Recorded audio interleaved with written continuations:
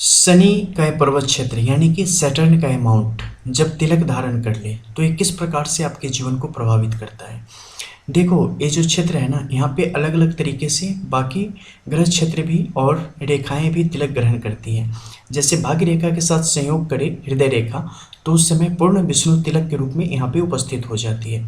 अगर भाग्य रेखा संयोग ना कर रही हो तो हृदय रेखा स्वयं से एक अर्ध तिलक की उपस्थिति यहाँ पे पैदा कर देती है, जिससे संबंधित वीडियो जो हमारे हैं उसके द्वारा आप समझ सकते हैं। लेकिन जब स्वतंत्र रूप से शनि का यह पर्वत क्षेत्र तिलक धारण कर लेता है तो आपके अंदर एक कुछ विशेष गुणों का संचार करता है। इसके अलावा कुछ विशेष सावधानी आपको बरतनी होती है। जो सबसे बेनिफिट्स हैं इसके वो है अकाल मृत्यु जैसी योगों का आप पर प्रभावी न होना। जब भी एक पूर्ण दोषमुक्त तिलक की उपस्थिति होगी तो ऐसे लोगों को एक विशेष कवच की प्राप्ति होती है, रक्षा कवच की तरह जिसे आप समझ सकते हैं, जो कि आपको हर एक प्रकार की आपके जीवन पर आने वाले संकट को टालने का कार्य करता है और आपको बाल बाल उनसे बचा के, दुर्भाग्यपूर्ण परिस्थितियों से बचा के आगे की तरफ लेते हुए चला जाता है। इसके अलावा आपके लिए हमेशा संभावनाओं के द्वार खुले होते हैं। आप कभी भी विकट परिस्थिति में फंस के रुकते नहीं, आप हमेशा निकलते हुए चले जाते हैं और अगर कहीं एक दरवाजा बंद मिले तो 100 दरवाजे आपके लिए वहां पर नए खुल जाते हैं।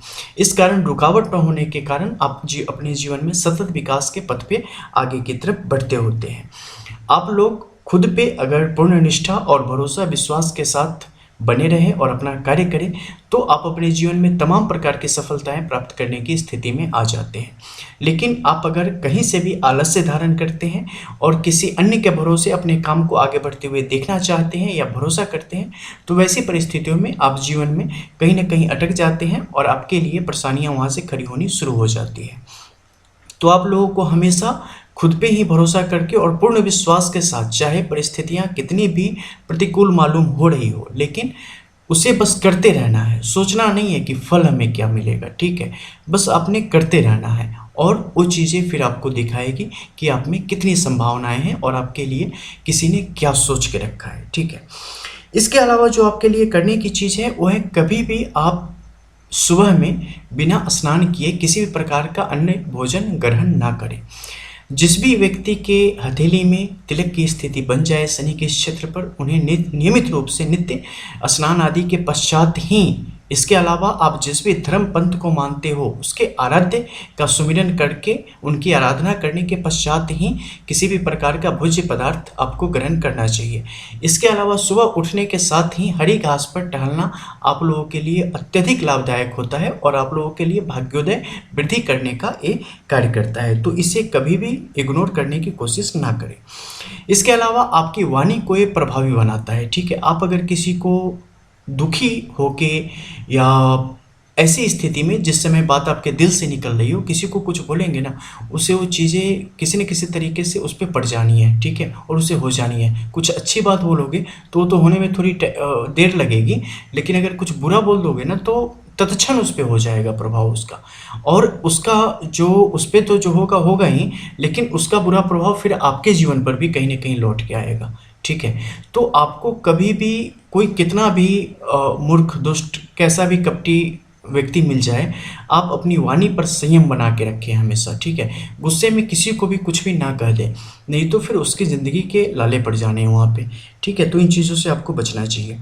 इसके अलावा कभी भी ब्याज पर पैसे लगाने का कार्य आप ना करें, यानी कि बहुत सारे ऐसे लोग होते हैं कि सूदखोरी का धंधा करते हैं, ठीक है, पैसे से पैसे बनाने का काम, तो ये सब कभी ना करें। ईर्ष्या द्वेष जैसी चीज़ें आप लोग कभी ना करें, किसी से भी ना करें, क्योंकि ऐसा कुछ भी आप करेंगे तो वहाँ पर जो इसके सुप्रभाव हैं वो ख़त्म होते चले जाएंगे।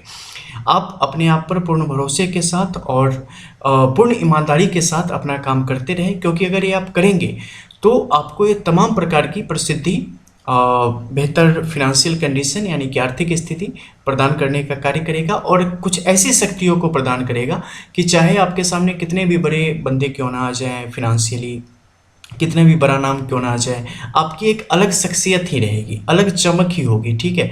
100 बगुलों के बीच में भी ना एक हंस जैसी स्थिति आपकी बनी ही रहेगी।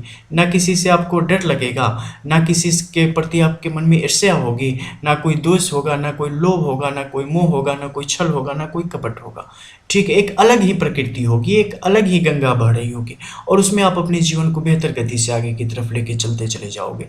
एक इतनी अच्छी संतोष की भावना होगी, पूछो मत। जीवन में क्या चाहिए हमें? शांति चाहिए। क्या है ये? दुखों से पार हो जाना, इच्छाओं से छूट जाना, इस सारी चीज़ों की तरफ आपको ये बढ़ाने का कार्य करता है। एक तरह से समझ लो ना कि जब कई सारे जन्मों के पुण्य इकट्ठे होते हैं ना, तो कुछ शुभ चिन्ह उपस्थित होते हैं, और उसमें भी शनि के इस क्षेत्र में जब कुछ बेहतर चिन्ह उपस्थित हो जाए दोष मुक्त अवस्था में, तो समझ लो कि पता नहीं कोटि कोटि जन्मों के पुण्य प्रताप का फल आपके जीवन में वहाँ पे आ जाता है।